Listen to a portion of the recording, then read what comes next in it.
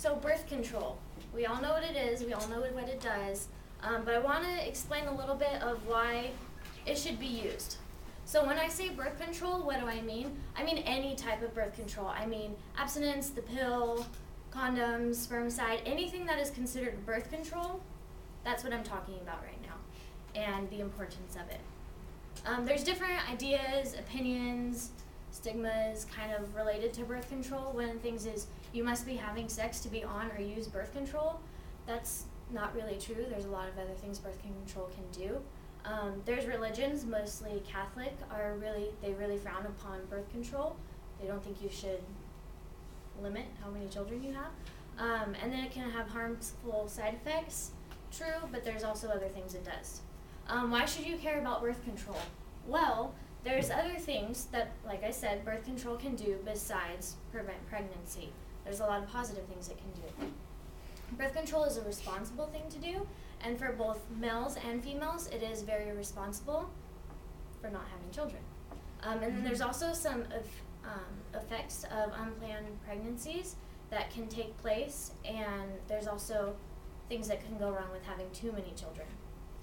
So what is and what can birth control do? This definition here is from dictionary.com. It's the regulation of the number of children born through the deliberate control and prevention of conception. There's other things. Right now I'm going to talk more about the pill itself. The birth control pill, there's a lot of things that the pill can do, such as it can control acne. I had many friends who went on it when they weren't having sex, but they went on it to control their acne, as well as regular menstrual cycles, because some girls, as you may know, have ridiculous menstrual cycles that birth control can help you control, as well as really bad PMS. There are birth controls that, for the crazy girls who want to kill someone or just have extremely terrible cramps, it'll help them, as well as make the periods lighter, which I don't think any girl would argue against. But these are things that birth control can do. It's also very responsible. As you see here, we have Team Mom. Teen Pregnancy. I got all of these little facts and figures off of teenpregnancy.org. Here's just a few, but the more of them that were on there says they're more likely to get pregnant more times in their life, and they're more likely to be a single parents. They're less likely to have good health coverage for their children, for their babies. They are less likely to get support from the biological father. This statistics, they are less likely to complete their education. So it went in and said that only 40% of teen mothers finish high school, and then it went on to say less than 2% complete college education before they are 25, and then they're more likely to live in poverty. It also said that teen moms are more likely to use welfare within the first 5 years of that child's life. It's also even more responsible because of an unplanned family. Now, parenthood, you have to feed a child, shelter the child, nurture the child, clothe the child. There's a lot of things that go into being a parent. And parents need to be able to make enough money to feed their child and give them clothes. And they also need to have enough time to spend with that child so that they're being raised healthy. They develop healthy. There's consequences of unplanned children, and some of these I've listed. The mother herself can be in poor health. She can be drinking, smoking, doing bad things to her body, and all of a sudden become pregnant. And that gives a lot more chance to the child being born unhealthy, low birth weight, more chances of the child dying within that first year of its life. Not living in a good condition. So, some college students live in little apartments, and they're tiny, they're dirty, the carpet's gross, the walls are gross, there's spiders everywhere. And if you're not planning for a child and it happens, it can cause a lot of problems, and that's not an environment you want to raise them. And that goes along with the no money to support the child. You have to be able to buy things for that child.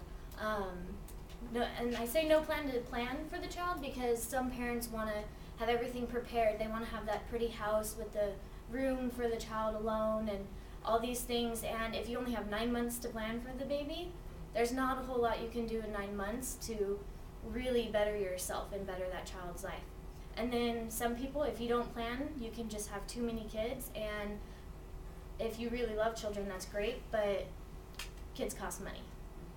And so the effects of having too many children, I went on this website and it's a child calculator. So in the California region, without any college education, within the first 18 years of a child's life, you're going to spend around 200, in the California region, it was around 248,000 in the first 18 years. As someone at work told me, they're like, that's a house. I'm like, yeah, that is a house. You can buy a house for what a child costs. So the more children, obviously, the more money you're going to have to spend. And oftentimes you hear that parents have a whole bunch of children, they don't have the money, so they go work multiple jobs, they are going back to school at night because they need to get a better job to be able to support their children, but then that takes them away from their children. And so it's not as healthy for their development. I want to tell you about my best friend. This is Emma. This is her little girl, Evelyn. She was 19 when she got pregnant, and she was 19 when she had her little girl.